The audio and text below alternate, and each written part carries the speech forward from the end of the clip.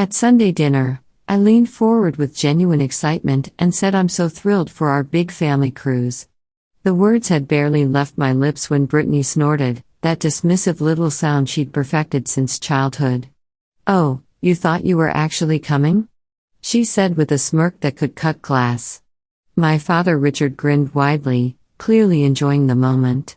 "This is for real family members only, Victoria." The laughter that erupted around the dining table was sharp and cruel, like they'd all been waiting for this punchline.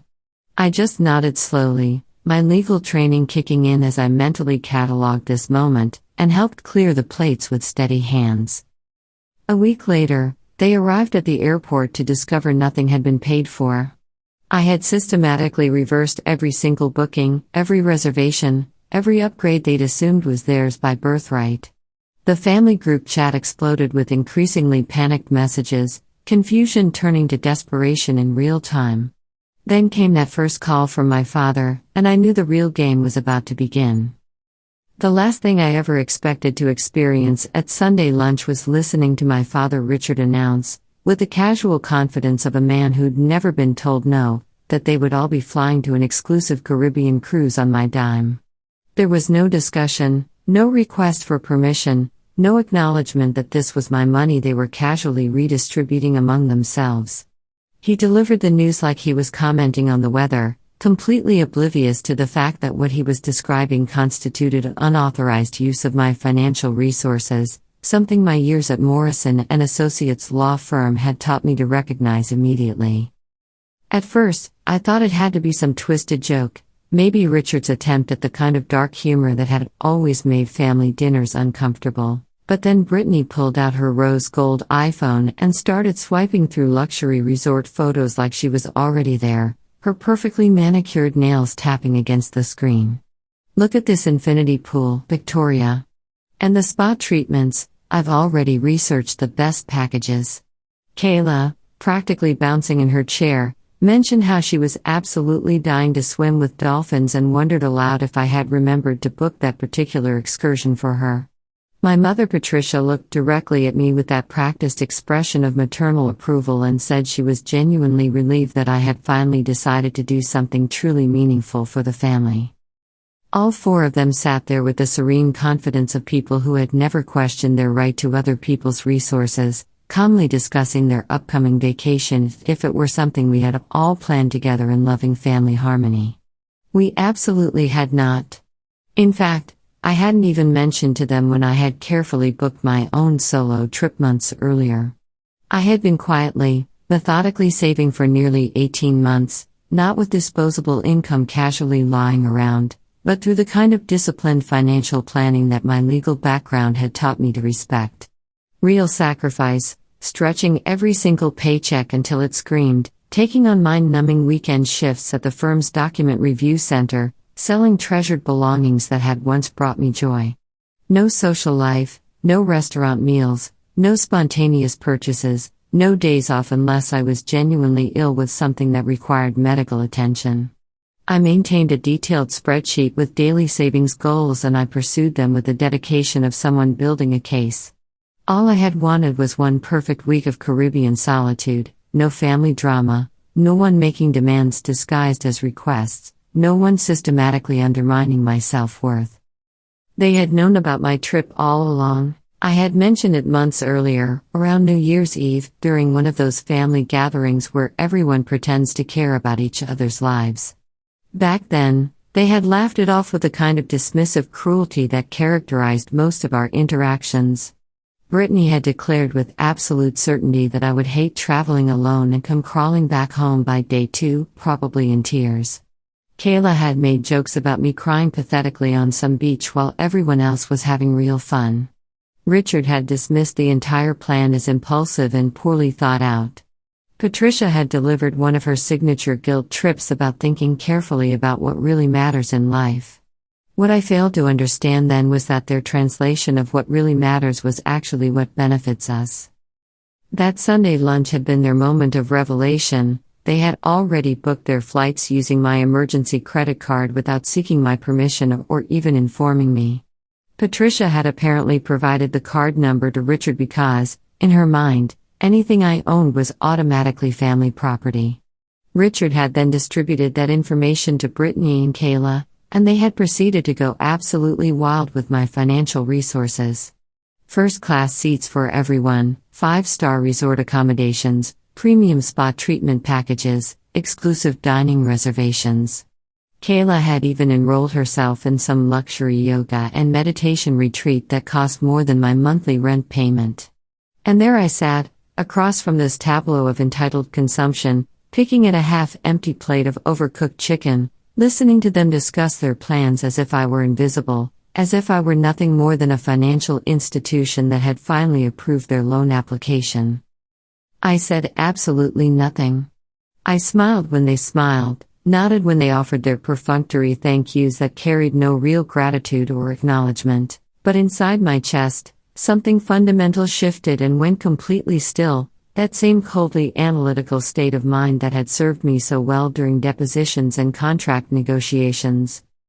The following week passed in deceptive tranquility.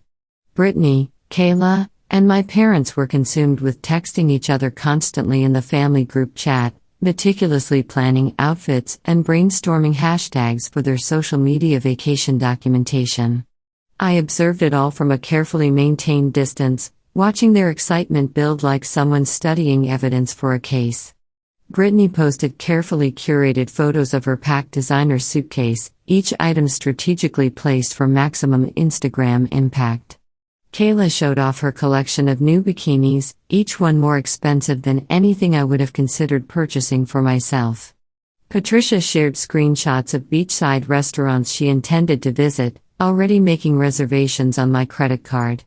They had even begun referring to it as our family trip in their posts, as if I would be accompanying them, as if this entire elaborate vacation was some generous gift I had lovingly orchestrated for their happiness. The night before their scheduled departure, at precisely midnight when I knew they would all be sleeping soundly in anticipation of their morning flight, I methodically canceled everything. I had already contacted my credit card company and flagged all the unauthorized charges, then spent 45 minutes on the phone with the travel agency walking through each cancellation step by step. It took exactly 15 minutes to systematically dismantle their entire fantasy. Flights canceled, resort reservations voided, excursion bookings refunded directly to my account, spa treatments erased from existence. I powered off my phone completely and went to sleep with the deep satisfaction of someone who had just completed a particularly successful legal maneuver. The morning of their intended departure, I turned my phone back on to discover 76 unread messages waiting for me. The early messages showed confusion and disbelief, then progressed rapidly through stages of panic and desperation, culminating in a photograph that told the entire story. Brittany crying dramatically at the airport departure gate, her carefully applied makeup running in black streaks down her cheeks. Kayla red-faced with pure frustration, her hands clenched into fists at her sides. Patricia pacing frantically while shouting into her phone, trying desperately to understand what had happened to their perfect vacation. Richard standing in the background looking like someone had just informed him that his entire world had been systematically dismantled.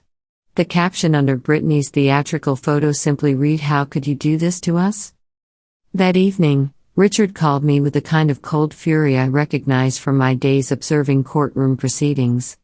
No pleasantries, no attempt at normal conversation. He simply informed me that I had betrayed the family, that I had humiliated them in front of strangers, and that if I didn't immediately fix the situation and restore their vacation, I would no longer be welcome in their house or in their lives. I responded with a single word, "Understood." He paused for several seconds, clearly not expecting such calm acceptance of his ultimatum. Then he hung up abruptly. That was the precise moment when everything fundamentally changed between us. 2 days after they should have been enjoying champagne service over the Atlantic Ocean, they appeared at my apartment door without warning. The aggressive knock came around noon, sharp and demanding like they were serving legal papers. I opened the door to find all 4 of them arranged in formation, Richard in his work boots and flannel shirt, radiating blue-collar authority, Patricia clutching her oversized purse like armor, her face set in lines of maternal disappointment, Brittany hiding behind designer sunglasses despite the overcast day, every inch the wounded princess, and Kayla wrapped in one of those oversized hoodies she always wore when preparing for confrontation. None of them bothered with greetings or social niceties. They pushed past me and invaded my living space like they owned it, settling themselves on my furniture with the entitlement of landlords conducting an inspection. I remained standing by the door, observing their territorial display with the detached interest of an anthropologist studying tribal behavior. Richard appointed himself spokesperson, naturally. He announced that they weren't there to argue, just to clear the air and resolve this misunderstanding like reasonable adults. In our family, that phrase had always been code for everyone gangs up on Victoria until she capitulates to whatever we want. But this time felt different, charged with a tension that hadn't existed before. He explained that they felt blindsided and publicly humiliated, that my actions at the airport weren't just mean-spirited but genuinely cruel, that I had made them look like fools in front of strangers and airport staff, as if they had been victims of some elaborate con game. Patricia joined the performance next, her voice trembling with practiced emotion. She claimed to be utterly confused by my behavior. "Why would you embarrass the family like this, Victoria? Don't you understand how incredibly stressful this year has been for all of us? We needed this vacation, not wanted, needed, like our emotional well-being and family unity depended on having a relaxing cruise that you were supposed to provide for us." Brittany remained relatively quiet but no less accusatory, continuously shaking her head in theatrical disbelief. She kept repeating that she still couldn't believe I had actually done such a thing, that she had already told all her friends about the amazing family cruise and now had to explain why it was cancelled by her older sister for absolutely no valid reason. Kayla fixed me with a stare of pure betrayal and spoke only once during the entire confrontation. "You knew we were counting on this trip, Victoria." That single sentence lodged itself in my mind like a legal precedent. Counting on it. Not hoping for it, not requesting it, not asking for it, counting on it like a guaranteed income stream. They had all simply decided among themselves that my work, my savings, my carefully laid plans were irrelevant, that I would roll over and comply like I always had in the past. When I failed to perform according to their expectations, they didn't attempt to understand my perspective or acknowledge their presumption. Instead, they positioned themselves as victims of my inexplicable cruelty. I didn't fight back. I didn't raise my voice or defend myself. I simply sat there in my own living room and listened to their litany of accusations with the kind of calm attention I had perfected during client depositions at Morrison & Associates. I nodded at precisely the right moments, offered appropriately timed responses like "I hear what you're saying and I understand your perspective." I let them believe they were successfully penetrating my defenses, let them think their emotional manipulation was gradually softening my resolve. It was strategically easier that way. Let them feel victorious while I quietly assessed the full scope of their entitlement, and documented their behavior for future reference. They departed my apartment thinking I was perhaps halfway to offering a full apology and financial restitution. They had absolutely no idea what was actually happening in my mind. 3 days later, I received a text message from Kayla that was so predictably entitled it almost made me laugh. She claimed she was desperately short on rent money, said her landlord was becoming increasingly aggressive about payment, and she just needed a tiny bit of help to get through this particular month. I stared at that message for a full 60 seconds, watching the words blur slightly as my legal training kicked in to analyze what I was really seeing, a systematic pattern of financial exploitation disguised as family emergency. Then I set my phone down on the kitchen counter and did absolutely nothing. Later that same evening, Brittany sent me a follow-up message with the kind of casual entitlement that suggested she viewed me as a shared family resource. "Hey Victoria, can you cover Kayla's rent just this once? She's completely freaking out and I told her you'd help." I read the message notification on my lock screen but didn't even bother opening it to mark it as read. The next morning, Patricia called with her voice carefully modulated to hit every emotional manipulation technique she'd perfected over the years. Her tone was softer, more vulnerable, designed to trigger my protective instincts. She explained that she was genuinely worried about Kayla, said it would be absolutely heartbreaking if the poor girl got evicted from her apartment. Then she slipped in the real motivation with practiced subtlety. It would reflect very badly on the entire family's reputation if the neighbors and Kayla's friends discovered she'd been thrown out on the street. I maintained complete silence, not even offering the courtesy of acknowledgement. That same night, Richard called with his typical directness, dispensing with any pretense of emotional appeal. He didn't waste time with pleasantries or gradual escalation. He simply informed me that I was deliberately punishing my sisters out of spite, that withholding financial assistance was genuinely cruel and vindictive, that I was crossing moral boundaries and transforming into someone he no longer recognized. He was absolutely right about that last part. He didn't recognize me anymore. None of them did. Because for the first time in my entire adult life, I wasn't allowing guilt and family obligation to override my logical assessment of the situation. The messages continued flowing over the subsequent days, each one longer, more emotionally charged, and increasingly dramatic in their accusations and demands. Brittany sent a series of texts accusing me of single-handedly ruining Kayla's entire life trajectory. Kayla responded with her own emotional manifesto, calling me selfish, bitter, and fundamentally fake in my concern for family welfare. Patricia began leaving voice messages that I didn't bother listening to, though I could see they were growing progressively longer and presumably more desperate. Richard declared via text that I was no longer behaving like a legitimate member of the family unit. I responded to none of these communications, and the resulting silence seemed to impact them far more profoundly than any angry rebuttal could have achieved. A week later, I heard another knock at my apartment door, but this time I made a conscious decision not to answer. Instead, I moved quietly to the peephole and observed Kayla standing in the hallway alone, pacing back and forth like a caged animal. She remained there for several minutes, knocked again with increasing desperation, then finally departed. That same evening, she sent me a screenshot of an eviction notice and typed a single sarcastic message, "Hope you're satisfied now, Victoria." I didn't dignify it with a response. The day after that incident, Brittany called my phone 3 times in rapid succession. I watched each call ring through to voicemail without moving to answer. Then she sent a text message that revealed the true depth of their coordinated manipulation strategy. "This situation is getting completely out of hand, Victoria. You're literally breaking Mom's heart."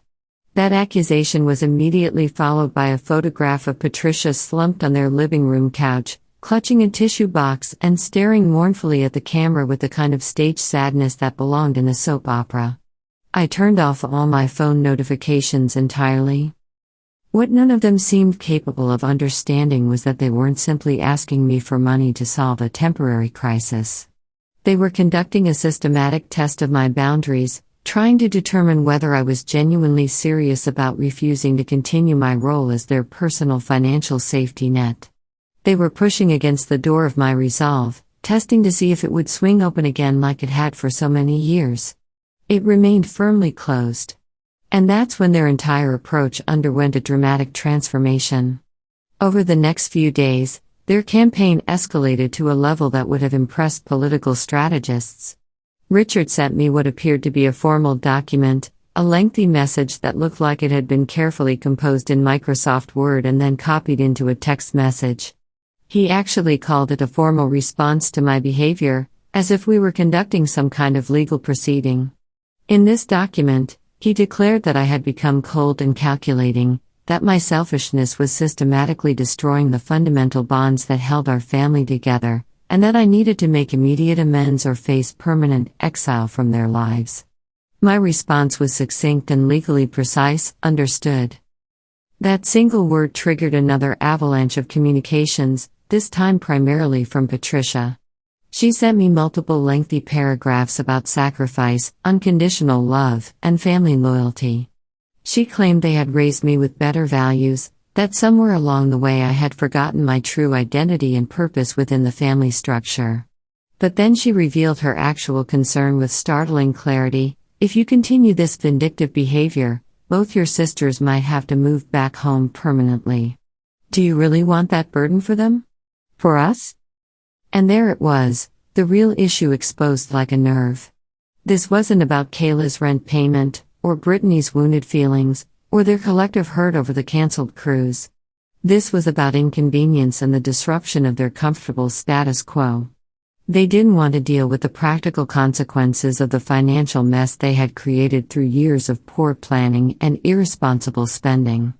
They wanted me to continue serving as their invisible safety net, keeping everything quiet, manageable, and financially stable. They had broken the system through their own choices, and now they were desperately trying to guilt me into repairing it without any acknowledgement of their responsibility. I didn't flinch at their emotional blackmail. I didn't transfer any money to anyone's account. And within just a few more days, Kayla's facade finally cracked completely. She began posting cryptic messages on social media, initially just a black screen with a quote about betrayal and family bonds. Then she escalated to a selfie with a caption that removed all subtlety. Guess who's moving back into the childhood dungeon #blessed #family love. The post wasn't remotely subtle, and it had its intended effect. People started messaging me directly, family friends expressing concern, distant cousins asking if everything was all right, even a colleague from my consulting firm who had seen the post and wondered if there was some kind of family crisis happening at home. That same night, Patricia left me a voicemail that consisted entirely of crying. No words, no explanations, just pure emotional manipulation in audio form, sobbing and sniffling designed to trigger my guilt response. I sat on my living room couch and listened to the entire performance from beginning to end, analyzing it with the same detachment I would bring to reviewing evidence in a legal case. Then I deleted it permanently. The following week marked the first genuine break in hostilities. Not a dramatic confrontation or shouting match, just profound, stubborn silence that settled over our family dynamic like heavy snow. They stopped sending text messages entirely. No phone calls, no guilt-inducing voice notes, no threats or ultimatums. It felt like a strategic standoff where both sides were waiting to see who would break first, who would cave to the pressure of uncertainty. They were clearly expecting me to crack under the weight of family guilt and come crawling back with apologies and financial restitution. That wasn't going to happen. By the end of the second week, the silence had begun to feel surprisingly normal, not peaceful exactly, but clean and uncluttered in a way I hadn't experienced in years. For the first time since I could remember, my phone wasn't constantly vibrating with demands disguised as loving concern. There were no guilt-laden voice messages arriving at inconvenient times, no manufactured rent emergencies, no phone calls that began with "we really hate to ask this of you" and concluded with my bank account balance significantly reduced. I maintained my regular routine with the calm efficiency of someone who had finally learned that they didn't owe their existence to other people's poor financial planning. I went to work at my consulting firm, prepared simple dinners in my quiet kitchen, took long walks around my neighborhood like a person who wasn't constantly anticipating the next crisis that would require my immediate financial intervention. It felt almost surreal, as if they were hibernating somewhere, gathering their strength and waiting for me to crack under the pressure of isolation and come crawling back to resume my familiar role. I had no intention of doing that. For the first time in years, I felt genuinely steady and grounded. Then something completely unexpected happened on a Wednesday evening. I returned home from a particularly productive day at the office to discover a package sitting directly in front of my apartment door. There was no return address visible anywhere on the brown cardboard surface, just my name written in black permanent marker with handwriting I didn't recognize. I hadn't ordered anything recently, and the package didn't bear any of the usual shipping labels or corporate branding that would indicate a retail purchase. It was wrapped with excessive amounts of clear packing tape, as if someone had been in a hurry to seal it securely and get it out of their possession as quickly as possible. I brought the mysterious package inside and carefully opened it on my kitchen table, my legal training making me naturally cautious about unexpected deliveries. Inside, I discovered stacks of papers, dozens and dozens of printed documents crammed into manila file folders with no organizational system. At first glance, I thought it might be some kind of elaborate junk mail or marketing campaign, until I began actually reading the content. These were screenshots of text message conversations, printed emails, chat logs, and social media exchanges, a comprehensive archive of communications between my family members. Some of the conversations dated back several months, while others appeared to be from just a few weeks before the cruise debacle that had triggered this entire conflict. The more I read through this documentation, the colder my blood became. I found a text thread where Brittany had written to Kayla with chilling confidence, "Don't stress about it, Victoria isn't going to do anything. She doesn't know how to say no to family. She never has." Kayla had responded with equal certainty, "Exactly. She'll be angry for maybe 5 minutes, then she'll probably cry a little and send the money like she always does." I discovered another conversation thread between Richard and Brittany discussing strategic approaches for managing my potential resistance. "If she pushes back at all, just frame it as healing family relationships. Make her feel guilty, that always works with Victoria," he had typed. "She's emotionally susceptible. Use Patricia as the primary messenger. Victoria still listens to her mother more than anyone else." Then I found a particularly damaging message from Patricia to Brittany that revealed the depth of their calculated manipulation. "Don't tell Victoria everything about the financial situation, just enough to make her feel included in the family decision-making process. You know how she gets when she thinks we're excluding her from important discussions." The documentation wasn't limited to the cruise incident. These conversations went back years, revealing a systematic pattern of financial exploitation that I had been too trusting to recognize. Rent payments, utility bills, credit card debt, even my birthday dinner celebration 2 years ago that I had assumed they had generously paid for, it had apparently been charged to my own credit card by Kayla, who had laughed about the deception later in a chat conversation with Brittany. They had developed an entire covert system of financial management with me as the unwitting primary funding source. I was their secret backup plan, their emergency bank account, the invisible support structure holding up the elaborate mess they kept creating through their irresponsible choices and complete inability to manage money like functional adults. I had to sit down. I kept reading, not feeling angry anymore, just stunned. Something fundamental had shifted, like I'd finally seen behind a wall I didn't know existed. I still don't know who sent it. No note, no signature, just truth dumped in a box. The postmark showed it came from across town. Someone nearby who wanted me to see this. That night Kayla posted a crying selfie on Instagram. "Real tears this time." The caption read, "Some betrayals you never recover from." In the comments, her friend tagged me, "Dude, seriously?" I didn't respond. I didn't need to. Then my phone rang. Richard sounded exhausted. Said the situation had spiraled and they were willing to talk like adults. Said they just wanted things back to normal. I told him sure, come by tomorrow. I was calm because now I knew exactly who they were. They arrived at 5 o'clock sharp. I had the door unlocked. I wasn't nervous or angry. I'd stopped feeling much about it. I was just curious how far they'd go pretending. All 4 walked in like a Sunday visit. Richard tried a softer version of himself, less authoritarian, more corporate leader. Patricia carried store-bought cookies like it meant something. Brittany scrolled her phone constantly. Kayla didn't even say hello.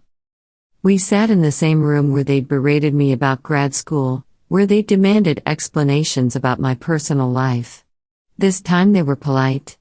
Unnaturally so. Richard started with talk of misunderstandings and emotional misfires. Said the family was under pressure, things were said in heat, maybe I'd taken it too personally. Patricia tried to tear up when she talked about wanting her daughter back. She said she missed my presence, like I was a ghost haunting someone else's life. Brittany chimed in once, "You know we love you, right?" But she never looked up from her phone. Kayla stared at the floor like rehearsing lines. They never apologized. Not really. They used words like miscommunication, stress, poor timing, meaningless corporate speak. They didn't ask what I needed or acknowledge the betrayal. No one mentioned the package with screenshots, which meant they either didn't know or were pretending not to. Either way, I wasn't bringing it up. That box was leverage, and I wasn't wasting leverage on people who only cared about comfort. I played along. Nodded.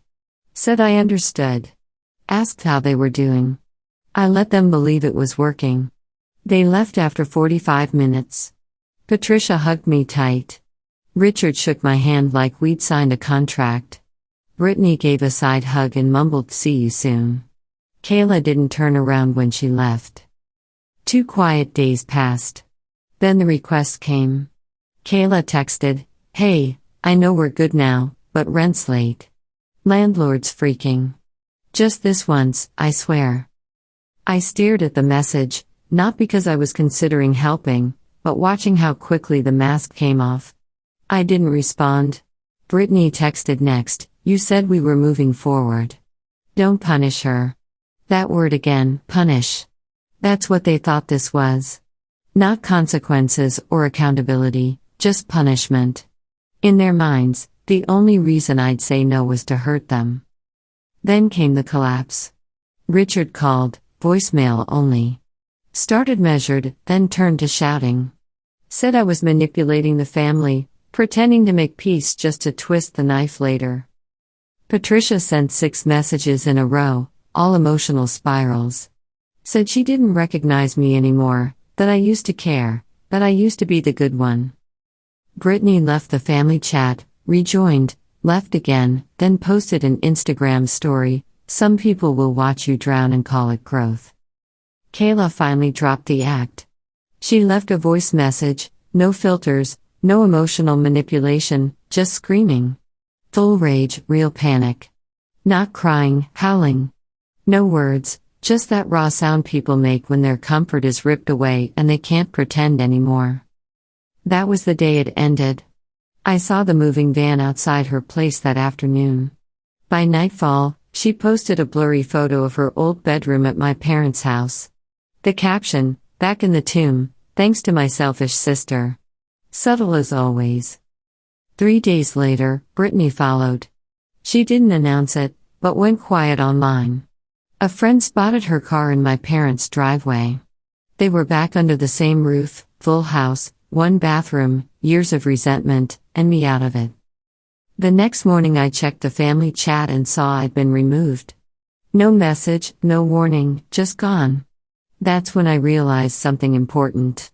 They didn't remove me because they didn't care.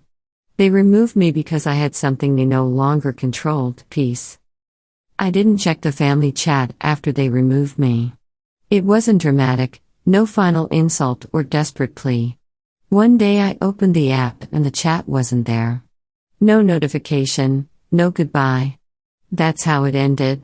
It felt strange at first, like reaching for a wallet that isn't there. There was a hole where something used to be, even if broken. Then it felt like nothing. I slept better, ate slower, stopped waiting for guilt trips in my inbox. My apartment, once temporary and bare, started feeling like home. I rearranged furniture, bought real curtains, painted a wall, something I'd never bothered with before. The quiet made me realize how much of my life had revolved around anticipating others' needs. For the first time, I started thinking long-term about peace, relationships not built on obligation, a home that didn't echo with others' voices. I didn't want to just escape anymore. I wanted to build. But peace never lasts when others are falling apart. One morning I found a letter in my mailbox, real envelope, thick paper, no stamp. Hand-delivered. Sharp, neat handwriting. Inside, "You are never the problem. Others are figuring that out too. Keep your eyes open. You'll understand soon enough." That week I got a Facebook message from someone I hadn't considered in years, Marcus, my former supervisor at Morrison & Associates, the one who'd mentored me before I went independent. His message, "You need to hear some things. Call me." I called. He answered immediately. No small talk. He said he'd been watching, hearing. Apparently someone had sent him what I'd received, the screenshots, the messages. He wouldn't say who. Said it didn't matter. What mattered was the pattern. He told me things about manipulative family dynamics he'd seen in his legal practice, how financial abusers operate, how they drain resources through guilt and obligation. Said he recognized the same pattern in what he'd seen of my situation, just modernized. Group chats instead of direct confrontation, digital payments instead of cash handouts. Then he told me the crucial part. Richard wasn't just acting from pride or anger. He was covering something. Debt. Marcus had discreetly accessed public records, court filings, asset transfers. A construction business in serious decline. He said the cruise wasn't celebration, it was distraction, desperate attempt to maintain stability illusions before collapse. With me out of the equation, it was collapsing faster. I asked why he was telling me this. He paused, then said because I know what it's like to be called a villain when you're the only one seeing clearly. He offered resources if I ever needed legal advice, consultations, referrals, no strings. I didn't commit, but appreciated the option. Over the next month, information trickled back through acquaintances. A colleague mentioned Kayla was working at the coffee shop she used to mock. Someone said Brittany had posted another crying video about toxic family patterns. Patricia was spotted outside the supermarket talking to herself, pacing. Richard sold his motorcycle, tools, then apparently furniture. They never reached out again. Not once. They weren't ignoring me, they were pretending I no longer existed. That's how they coped. If they acknowledged what happened, they'd have to admit losing something they thought would never leave. The truth is, they didn't lose me because I hated them. They lost me because I finally believed them. Believed that if I stood up, they'd walk away. They did.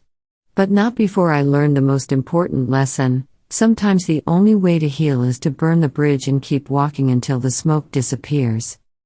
It's been 3 months since I last heard from any of them. No texts, calls, letters, just silence. And honestly, it's been fine. Surprisingly fine. Kayla still lives with my parents. I heard Brittany tried moving out again but couldn't keep roommates. Richard's business barely stands. Patricia hasn't been seen much outside. But none of that concerns me anymore. I'm still working, still building.